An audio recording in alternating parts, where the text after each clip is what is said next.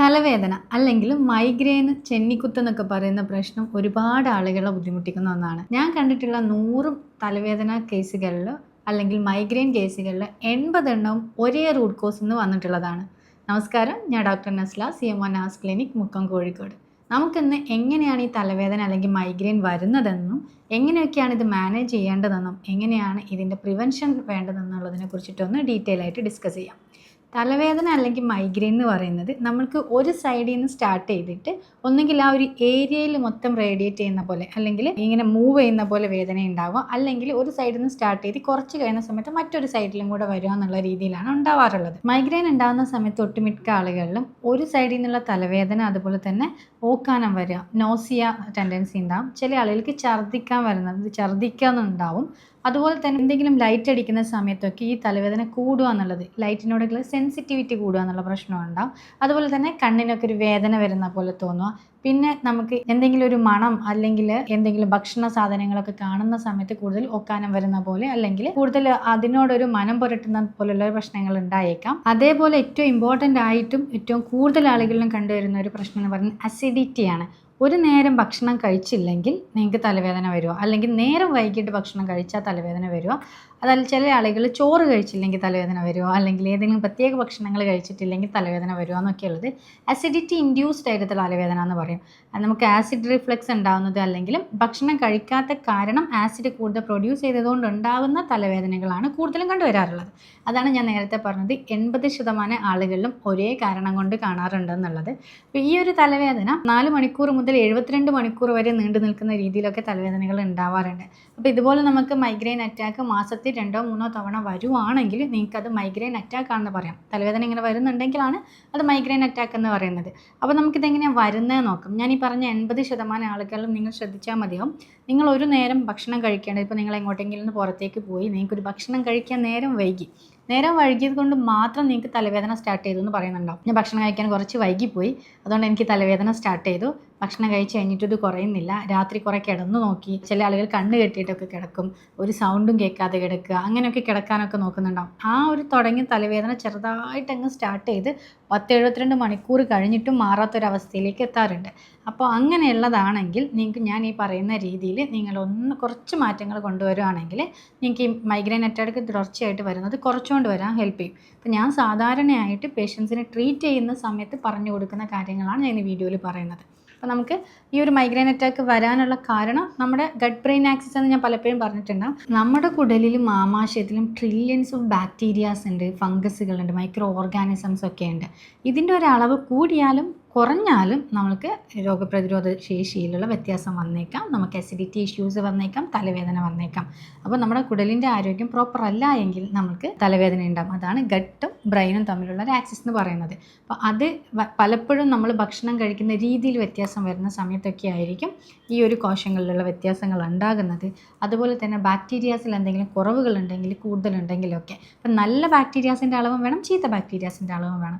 ചീത്ത ബാക്ടീരിയാസ് ഒരുപാട് കൂടി കഴിഞ്ഞാൽ നമുക്ക് ദഹന സംബന്ധമായിട്ടുള്ള പ്രശ്നങ്ങൾ ഉണ്ടാകും, തലവേദന ഉണ്ടാകും. അതുപോലെ തന്നെ നല്ല ബാക്ടീരിയാസിൻ്റെ അളവ് കുറയുന്നതും ഇതൊരു കാരണമാവും. അപ്പോൾ നമ്മൾ കഴിക്കുന്ന ചില ഭക്ഷണ രീതികളിലൂടെ അല്ലെങ്കിൽ നമ്മൾക്ക് ഉണ്ടാകുന്ന ഭക്ഷണത്തിൽ ഉണ്ടാകുന്ന വ്യതിയാനങ്ങളിലൂടെ നമുക്ക് പലപ്പോഴും ഈ ഗട്ട് ബ്രെയിൻ ആക്സിസിൽ ആൾട്രേഷൻസ് ഉണ്ടായേക്കാം. അതിലൊരു ചേഞ്ച് വരുന്നത് കാരണം നമുക്ക് തലവേദന ഉണ്ടാകും. അപ്പോൾ ഒന്ന് നിങ്ങൾ ശ്രദ്ധിക്കേണ്ടത്, നിങ്ങൾക്ക് ഇത് തലവേദന വന്നു കഴിഞ്ഞാൽ നിങ്ങൾ കുറച്ച് വെള്ളം കുടിച്ചിട്ട്, ചില ആൾക്കാർ ഇങ്ങനെ വായിൽ കൈയിട്ടിട്ട് ഓക്കാനിക്കുന്നത് കാണാം. ചിലർക്കൊക്കെ വൊമിറ്റ് ചെയ്ത് പോയി കഴിഞ്ഞാൽ നിങ്ങൾക്ക് തലവേദന മാറുന്നതായിട്ട് കാണാറുണ്ട്, അല്ലെങ്കിൽ തലവേദനൻ്റെ ഇൻറ്റൻസിറ്റി കുറയുന്നത്, കുറച്ചൊരു ആശ്വാസം കിട്ടുന്ന പോലെ തോന്നാറുണ്ട്. അങ്ങനെ തോന്നുന്നുണ്ടെങ്കിൽ നിങ്ങൾക്ക് കൂടുതലും വന്നിട്ടുള്ളത് ദഹന വ്യവസ്ഥയായിട്ട് ബന്ധപ്പെട്ടുള്ള തലവേദനയാണ്.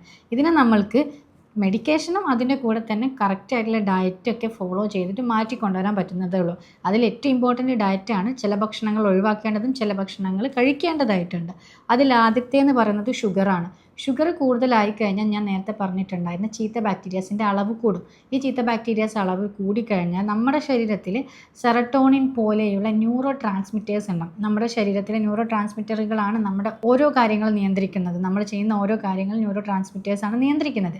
അപ്പോൾ അത് കുടലിൽ ഒരുപാട് സെറട്ടോണിൻ പോലെയുള്ള ന്യൂറോ ട്രാൻസ്മിറ്റേഴ്സ് അടങ്ങിയിട്ടുണ്ട്. അപ്പോൾ ബാക്ടീരിയാസിൻ്റെ അളവിൽ വ്യത്യാസം വരുമ്പോൾ ന്യൂറോ ട്രാൻസ്മിറ്റേഴ്സിൻ്റെ പ്രവർത്തനത്തിലും ഒരുപാട് വ്യത്യാസങ്ങളുണ്ടാകും.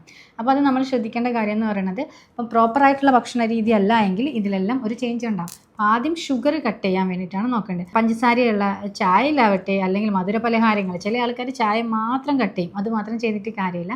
മധുര പലഹാരങ്ങളാവട്ടെ, അതുപോലെ തന്നെ ചില ആൾക്കാർക്ക് പാല് കഴിക്കുന്നത് ചെറിയ ബുദ്ധിമുട്ടുണ്ടാക്കാറുണ്ട്, ചില ആളുകളിൽ മാത്രം. പക്ഷേ മിൽക്ക് പ്രൊഡക്റ്റുകളായിട്ടുള്ള തൈരൊന്നും കഴിക്കുന്നത് ബുദ്ധിമുട്ടുണ്ടാവില്ല. കാരണം തൈരിലൊക്കെ പ്രോബയോട്ടിക്സ് ഉണ്ട്, നല്ല ലാക്റ്റിക് ആസിഡ് പ്രോബയോട്ടിക് ഉണ്ടായത് കൊണ്ട് തന്നെ ഇത് നല്ലൊരു സോഴ്സാണ് നല്ല ബാക്ടീരിയ ഉണ്ടാക്കാനും നമുക്ക് ഈ ഒരു ദഹനവ്യവസ്ഥയായിട്ട് ബന്ധപ്പെട്ടിട്ടുള്ള ബുദ്ധിമുട്ടുകൾ കുറയ്ക്കാനും ഹെൽപ്പ് ചെയ്യുന്നതാണ്. പിന്നെ നമുക്കൊന്ന് ഒഴിവാക്കേണ്ട ജങ്ക് ഫുഡാണ്. പുറത്തുനിന്ന് ആവശ്യത്തിനും ആവശ്യമല്ലാതെയും വല്ലപ്പോഴും കഴിക്കുന്നതും അങ്ങനെ കൂടുതൽ കഴിക്കുന്ന ആൾക്കാരുണ്ടാവും. തലേ ദിവസം എന്തെങ്കിലും പുറത്തുനിന്ന് ഒരു ഭക്ഷണം കഴിച്ചാൽ പിറ്റേ ദിവസം തലവേദന ഉണ്ടാകുന്ന, അല്ലെങ്കിൽ ആ ദിവസം തന്നെ തലവേദന ഉണ്ടാകുന്ന ആൾക്കാരുണ്ട്. ചിലരൊക്കെ പറയും എന്തെങ്കിലും ഒരു കല്യാണത്തിന് പോയാൽ അല്ലെങ്കിൽ ഒരു ഫംഗ്ഷന് പോയാൽ അവിടുന്ന് ഫുഡ് കഴിച്ച് ഇറങ്ങിക്കഴിഞ്ഞാൽ തന്നെ തലവേദന ഉണ്ടെന്നുള്ളത്. ചില ആളുകൾ പറയും അത് ഈ സൺലൈറ്റ് കൊണ്ട് മാത്രം വന്നതാണ്, വെളിച്ചം ഉണ്ടായിരുന്നു, അല്ലെങ്കിൽ ഒരു ഫംഗ്ഷന് പോയിട്ടുള്ള അവിടുത്തെ അറ്റ്മോസ്ഫിയർ കാരണം വന്നു എന്നൊക്കെ. പക്ഷേ നിങ്ങൾ അവിടുന്ന് കഴിച്ചിട്ട് ഫുഡിനെ കുറിച്ച് നിങ്ങൾ പലപ്പോഴും ശ്രദ്ധിക്കാറുണ്ടാവില്ല. കാരണം ആ ഫുഡ് മാത്രം, അല്ലെങ്കിൽ ആ ഒരു ഓയിൽ കണ്ടൻറ്റൊക്കെ നമുക്ക് ഈ ഒരു ഗട്ട് ബ്രെയിൻ ആക്സിസ് ഒന്ന് ഓൾട്ടർ ചെയ്യാനുള്ള ചാൻസ് ഉണ്ട്. അപ്പോൾ ഞാൻ നേരത്തെ പറഞ്ഞ പോലെ ഈ സെറട്ടോണിൻ എന്ന് പറയുന്ന ന്യൂറോ ട്രാൻസ്മിറ്ററുകൾ ചെയ്യുന്ന ഫംഗ്ഷൻ എന്ന് പറയുന്നത് നമുക്കിപ്പം ഭക്ഷണം കഴിക്കാൻ തോന്നുന്നത്, അല്ലെങ്കിൽ നമുക്ക് ഉറക്കം നമ്മൾ പ്രോപ്പർ ആക്കുന്നത്, നമ്മളെങ്കിൽ നമ്മുടെ മെമ്മറി, നമ്മുടെ തിങ്കിങ്, എല്ലാ പ്രോസസ്സിനെയും ഹെൽപ്പ് ചെയ്യുന്ന ഒരു കാര്യമാണ്. അപ്പോൾ ഈ ഒരു ന്യൂറോ ട്രാൻസ്മിറ്ററിൽ വ്യത്യാസം വന്നു കഴിഞ്ഞാൽ, അതിൻ്റെ പ്രവർത്തനത്തിനെ ബാധിച്ചു കഴിഞ്ഞാൽ നമുക്കിതെല്ലാം ഓൾട്ടർ ചെയ്യാനും ഇത് തലവേദന ഉണ്ടാക്കാനും ചാൻസ് ഉള്ളതാണ്. അപ്പോൾ അതുണ്ടാക്കുന്ന മറ്റൊരു കോസ്, നമ്മൾ ഈ ഭക്ഷണം കാരണം നമുക്ക് ഉണ്ടാക്കുന്ന ഒരു കോസാണ് ഒരു ബാക്ടീരിയ എച്ച് പൈലോറി എന്ന് പറയുന്നത്. അപ്പോൾ ചില ആളുകൾ തന്നെ പറയും എച്ച് പൈലോറി പോസിറ്റീവാണ് നമ്മൾ ടെസ്റ്റ് ചെയ്ത സമയത്ത്, അപ്പോൾ ഗ്യാസ്ട്രൈറ്റിസ് പ്രശ്നമുണ്ട്. പക്ഷേ അത് അവരൊരിക്കലും തലവേദനയായിട്ട് കണക്ട് ചെയ്യാറില്ല. തലവേദന പലപ്പോഴും ഗ്യാസ്ട്രിക് ഇൻഡ്യൂസ്ഡ് ആവുന്നത് തന്നെ എച്ച് പൈലോറി പോസിറ്റീവായ ആളുകളിൽ ഉണ്ടാവാറുണ്ട്. അപ്പം അങ്ങനെ ഉണ്ടെങ്കിൽ നിങ്ങൾ പ്രോപ്പറായിട്ട് ഞാൻ പറയുന്ന രീതിയിൽ ഭക്ഷണ രീതി ആദ്യം പ്രോപ്പറാക്കി കൊണ്ടുവരാം. അതുപോലെ തന്നെ നൈട്രേറ്റ്സ് അധികം അടങ്ങിയിട്ടുള്ള ഭക്ഷണങ്ങൾ, നേരത്തെ ഷുഗർ പറഞ്ഞ പോലെ തന്നെ നൈട്രേറ്റ്സ് അടങ്ങിയിട്ടുള്ള ഭക്ഷണങ്ങൾ കൂടുതലായിട്ട് നമ്മൾ കഴിക്കുന്ന സോഫ്റ്റ് ഡ്രിങ്ക്സുകളിലൊക്കെ, അതുപോലെ തന്നെ നമ്മൾ റെഡ് മീറ്റ് ചില ആളുകൾ കൂടുതലായിട്ട് കൺസംഷൻ ഉണ്ടാകും, അതിലൊക്കെ ഒന്ന് കുറച്ചുകൊണ്ട് വരണം.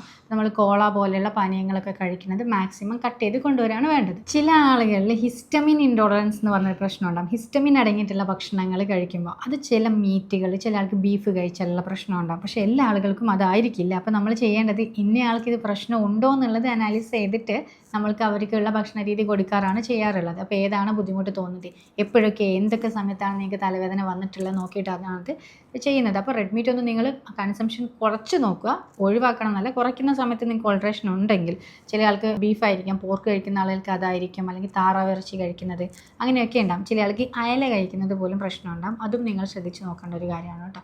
പിന്നെ അതുപോലെ തന്നെ ചീസ് അല്ലെങ്കിൽ ഫെർമെൻറ്റഡ് ആയിട്ടുള്ള ഫുഡ് കഴിക്കുന്നത്, ചില ആൾക്ക് ഈ ഫെർമെൻറ്റേഷൻ ചെയ്തതിന് ശേഷമുള്ള വെള്ളയപ്പം പോലെയുള്ളത് അപ്പങ്ങൾ കഴിക്കുന്നത്, ചില ആൾക്ക് ഇഡ്ഡലി കഴിച്ചാൽ പ്രശ്നം ഉണ്ടാകും. അത് ഇഡ്ഡലി കഴിച്ചാലൊക്കെ നമുക്ക് ഗ്യാസ്ട്രിക് ഇഷ്യൂസ് ഉണ്ടാകുന്നുണ്ട്. ചില ആൾക്ക് പരിപ്പ് കഴിച്ച് കഴിഞ്ഞാൽ എന്നൊക്കെ ഗ്യാസ്ട്രിക് ഇൻഡ്യൂസ്ഡ് ആയിരിക്കുമല്ലോ അത്. അപ്പം അങ്ങനെയുള്ളതൊക്കെ നമ്മൾ ആദ്യം തന്നെ ഗ്യാസ്ട്രിക് പ്രശ്നം ഉണ്ടാകുമെന്ന് പറഞ്ഞിട്ട് ഒഴിവാക്കാറുള്ളതാണ്. പക്ഷെ അത് തലവേദനയ്ക്ക് കാരണമാവുന്നുള്ളത് ശ്രദ്ധിക്കാറുണ്ടാവില്ല. അപ്പോൾ ഈ കാര്യങ്ങളും കൂടെ ഒന്ന് ശ്രദ്ധിക്കാം. ചില ആളുകളിൽ വരുന്ന മറ്റൊരു കണ്ടീഷൻ എന്ന് പറയുന്നത് ഗ്ലൂട്ടൻ ഇൻടോളറൻസ് ആണ്. ഏത് വീറ്റ്, നമ്മൾ ഗോതമ്പ് ചില ആൾക്ക് പിടിക്കാറില്ല. അപ്പോൾ അങ്ങനെ ഇൻടോളറൻസിൽ ഗ്ലൂട്ടനും ബാർലിയൊക്കെ ഒഴിവാക്കുന്നതാണ് നല്ലത്. അപ്പോൾ നമ്മൾക്ക് ആദ്യം കണ്ടെത്തേണ്ടത് നിങ്ങൾക്കിതിൽ ഏതൊക്കെയാണ് ബുദ്ധിമുട്ടുള്ളത് എന്നുള്ളതാണ്. അപ്പോൾ നമ്മൾ സാധാരണ ചെയ്യുന്ന ഒരു മാസം കുറച്ച് നാൾ അവർക്കൊരു ഡയറ്റ് പ്ലാൻ കൊടുക്കും. ആ പ്ലാനിൽ പോകുന്ന സമയത്ത് നിങ്ങൾക്ക് എപ്പോഴൊക്കെ തലവേദന വന്നു, എത്ര തവണ തലവേദന വന്നു എന്നിട്ട് നോക്കുക. അതിൻ്റെ അനുസരിച്ച് തലവേദന വരുന്ന സമയത്തുള്ള മെഡിക്കേഷൻസ് കൂടെ തരാം. അപ്പോൾ അതിൻ്റെ ഇൻറ്റൻസിറ്റി കുറഞ്ഞിട്ട് വരും. ഒരു മാസത്തിൽ 5-6 തവണ ഉണ്ടാവുന്നത് അത് ആ ഒരു മാസം 2-3 തവണയിലേക്ക് കുറഞ്ഞിട്ട് വരും. പിന്നത്തെ മാസം നമ്മൾ വീണ്ടും അതിലൊരു മാറ്റം വരുത്തി കൊണ്ടുവരും, അതിൽ വീണ്ടും കുറയും എന്നുള്ളതാണ്. നിങ്ങൾ ചെയ്യേണ്ടത് ഹിസ്റ്റമിൻ ഇൻഡ്യൂസ്ഡ് ആവാനുള്ള ചാൻസ് ഉണ്ടെങ്കിൽ ഞാൻ നേരത്തെ പറഞ്ഞ പോലെ മീറ്റ്, ആൽക്കഹോൾ തുടങ്ങിയത്, അതുപോലെ തന്നെ നൈട്രേറ്റ്സ് ഒക്കെ ഇൻഡ്യൂസ്ഡ് ആവാം. അതുപോലെ തന്നെ ആൽക്കഹോൾ കൺസംഷനും സോഫ്റ്റ് ഡ്രിങ്ക്സിൻ്റെ ഒക്കെ കൺസംഷന് റെഡ് മീറ്റൊക്കെ കുറച്ചുകൊണ്ട് വരികയാണ് ചെയ്യേണ്ടത്. അതുപോലെ തന്നെ ഗ്ലൂട്ടനും അവോയ്ഡ് ചെയ്ത് നോക്കുക. ചിലർക്ക് ലാക്ടോസ് ഇൻടോളറൻസ് ഉണ്ടെങ്കിൽ മിൽക്ക് പ്രൊഡക്റ്റ് ഒഴിവാക്കുന്നതാണ് നല്ലത്. അപ്പം അത് വളരെ കുറവാണ് ഉണ്ടാവാറുള്ളത് ലാക്ടോസ് ഇൻടോളറൻസ്. പക്ഷേ ചിലപ്പോൾ 100-ൽ ഒരാൾക്കെങ്കിലും ലാക്ടോസ് ഇൻടോളറൻസ് ഉണ്ടെങ്കിൽ അയാൾ അത് ഒഴിവാക്കിയല്ലേ മതിയാവുള്ളൂ. അത് പക്ഷേ ചില ആളുകൾക്ക് പ്രോബയോട്ടിക് കഴിച്ചാൽ പ്രശ്നം ഉണ്ടാവില്ല, തൈര് കഴിച്ചാൽ പ്രശ്നം ഉണ്ടാവില്ല, സംഭാരം കഴിച്ചാലൊന്നും പ്രശ്നമില്ല. അത് നല്ല ബാക്ടീരിയ ഉണ്ടായതുകൊണ്ട് നമ്മൾ ചെയ്യേണ്ട കാര്യം എന്ന് പറഞ്ഞാൽ ആദ്യം ഇത്തരം കാര്യങ്ങൾ ഒഴിവാക്കുക. രണ്ടാമത്തെ കാര്യം എന്ന് പറയുന്നത് നല്ലതായിട്ടുള്ള നല്ല എൻസൈമാറ്റിക് സോഴ്സുകൾ എടുക്കുക എന്നുള്ളതാണ്. അതുപോലെ തന്നെ പിന്നെ നമ്മൾ പ്രോബയോട്ടിക് സോസുകൾ എടുക്കുക, നല്ല ബാക്ടീരിയ കൂടണം. എച്ച് പൈലോറി കുറയ്ക്കുന്നതിൻ്റെ കൂടെ ലാക്റ്റിക് ആസിഡ് പോലെയുള്ള നല്ല ബാക്ടീരിയാസ് കൂട്ടിക്കൊണ്ടുവന്നാൽ നമ്മുടെ ദഹന വ്യവസ്ഥ ഇമ്പ്രൂവ് ആവും, നമ്മൾ രോഗപ്രതിരോധ ശേഷി കൂട്ടിക്കൊണ്ടുവരാൻ വേണ്ടി ഹെൽപ്പ് ചെയ്യും. അതുപോലെ ഭക്ഷണത്തിൽ ആഡ് ചെയ്യേണ്ട കുറച്ച് കാര്യങ്ങൾ ഞാൻ പറഞ്ഞുതരാം. ഒന്ന് ആൻറ്റി ഓക്സിഡൻസ് ആണ്. ഇങ്ങനെയുള്ള ആളുകൾക്ക് തലേദിവസം വെള്ളം തിളപ്പിച്ചിട്ട് കുടിക്കാൻ വേണ്ടിയിട്ട് പറയും. രാത്രി നമ്മൾ വെള്ളം തിളപ്പിച്ച് വെക്കുകയാണ് വേണ്ടത്. ഇഞ്ചി, വെളുത്തുള്ളി, ഇഞ്ചിയൊക്കെ ചെറിയൊരു കഷ്ണം എടുക്കുക, 4-5 വെളുത്തുള്ളി എടുക്കുകയാണ് വേണ്ടത്. അതുപോലെ തന്നെ കരിഞ്ജീരകം ഒരു 1/2 ടീസ്പൂൺ എടുക്കുക, പിന്നെ ഉലുവ ആഡ് ചെയ്യുക എന്നുള്ളതാണ് വേണ്ടത്. ചില ആളുകൾക്ക് നന്നാറി ആഡ് ചെയ്യാൻ പറയാറുണ്ട്, പക്ഷേ അത് ഓപ്ഷണലാണ്. അപ്പോൾ അത് ആഡ് ചെയ്തിട്ട് വെള്ളം തിളപ്പിച്ച് വെക്കുക. നെക്സ്റ്റ് ഡേ കംപ്ലീറ്റ് കുടിക്കേണ്ടത്, ഇതൊരു 2 ലിറ്ററാണ് ഉണ്ടാക്കി വെച്ചിട്ടുള്ളതെങ്കിൽ ആ വെള്ളം കുടിക്കാൻ വേണ്ടിയിട്ട് ശ്രദ്ധിക്കുക. അതിൻ്റെ കൂടെ നോർമൽ വാട്ടർ കുടിച്ചാലും ഈ 2 ലിറ്റർ വെള്ളം നിർബന്ധമായിട്ട് കുടിക്കാൻ വേണ്ടിയിട്ട് ശ്രദ്ധിക്കുക. അതിൻ്റെ കൂടെ തന്നെ നിങ്ങൾക്ക് നേരത്തെ പറഞ്ഞിട്ടുള്ള ബുദ്ധിമുട്ടുകൾ ഉണ്ടാക്കുന്ന ഫുഡുകൾ ഒഴിവാക്കുക.